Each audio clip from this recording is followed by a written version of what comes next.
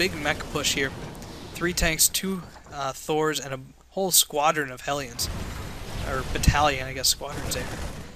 And this Overlord probably going to die. Can't get out of the way of 2 Thor volleys, 2 Thors volleying, and Marines doing a little target practice on it. Thor going to easily take down these rocks.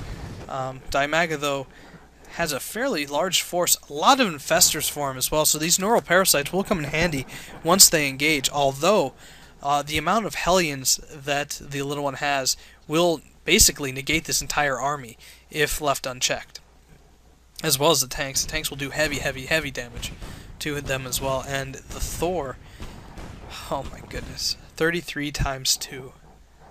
What is that? 66. That's nearly a Hydra right there. And the little one going to be floating over command center, getting gas very, very early. In fact, letting the orbital command kind of dither there while these refiners finish. So they're going to long distance mine. And finally, creep coming out for DIMAGA. I'm not sure why he chose to expand over here and not expand here. He has the money to at the moment. Getting roaches, good, smart, solid play since they are able to absorb damage and they are armored. But unfortunately for DIMAGA, I think that there was a scan that went down and he is able to quickly rally his troops here and take out this expansion here. Hydra easily getting rocked by those Hellions. And look at that, even this amount of Hellions will just take down armored units, but it looks like he's going to be waiting. No, he's not. He's going to do a little bit of harass, run into another spine crawler, with the area effect able to roast away a lot of drones as well, so smart play by the little one, moving up and able to roast all those drones away. These roaches will be a little too late, they won't be able to stop it. Good positioning by these Hellions, able to start to intercept this army on the way for him. And he's sieged up a little bit out of position to stop this push, but it looks like DIMAGA isn't going to engage. He does have a changeling there, so very nice changeling. He's able to spot that as well.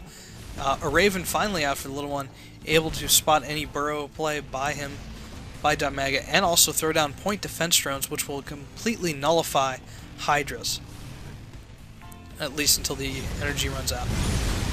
But these roaches do, for some reason, repel the Hellions, at least until a Thor comes up.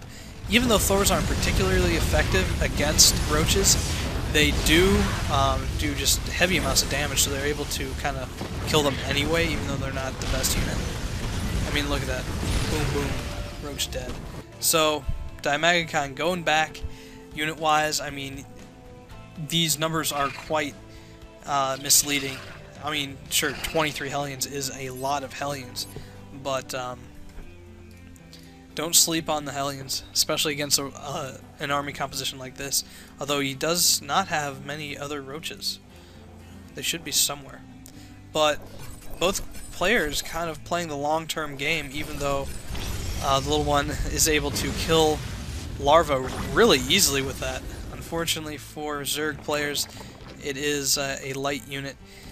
The Raven is also going to be able to spot these burrowed creep tumors, and it looks like he's going to be moving out, and he's easily going to... No. He runs right past it. I think he's trying to scout for this expansion.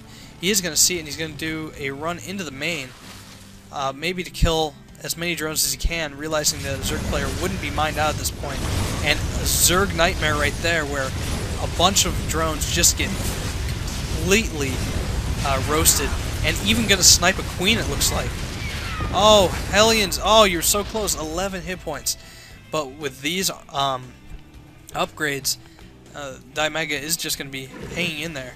Although the little one is going to be using all 3 of his command center's mules. And unfortunately, siege tanks being dropped here by DIMAGA, able to really limit both these expansions. But luckily for DIMAGA, he is on the ball this time, not allowing this to happen for too long, although he darn near killed it, and it looks like he's going to be pushing out in the middle. Neural Parasite on the Thor, 2 Thors, 1 Thor able to be freed from the tanks, and this Infestor just going to die because of an A move. unfortunately, for DIMAGA. So his entire force seemingly got obliterated, except for the ones in this Overlord.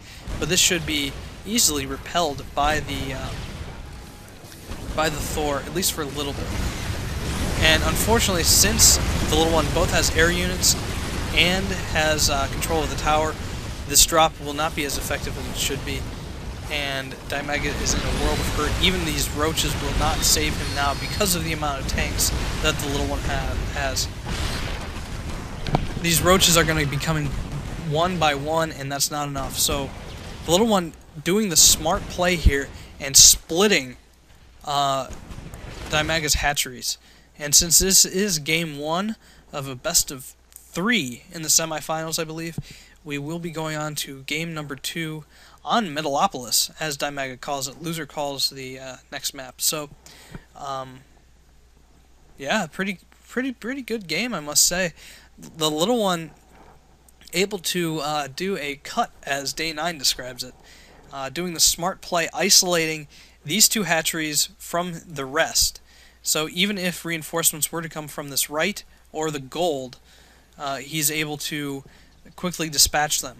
And without waiting for proper force to come and engage this, and reinforcements on the way as well. Look at all these Hellions. Look at how many Hellions he has. He has 3 factories with tech labs, 3 factories with reactors.